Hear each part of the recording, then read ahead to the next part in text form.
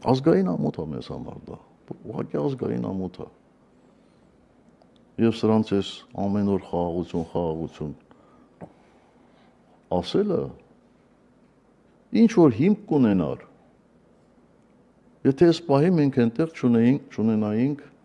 հայ գերիներ, խոսքս ոչ միայն Արցախի ռազմաքաղաքական ղեկավարությանն է վերաբերում, այլ նաև մնացած հայ գերիներին։ Բա ինչու՞ իմանանք, որ խաղաղություն է։ Որն է սրանց փաստարկը, որ սահմանին չեն գրակում, այդ 18 թվականի սկզբներին չէին գրակում։ Մեկ էլ ցորեն է գալիս։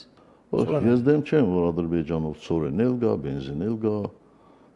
չգիտեմ, ամեն ինչ էլ գա։ Բայց արդյոք դա համարժեք է նրան, ինչ որ այսօր մենք տեսնում ենք այդ նախապատրաստական աշխատանքները կապված Մեղրիի հետ։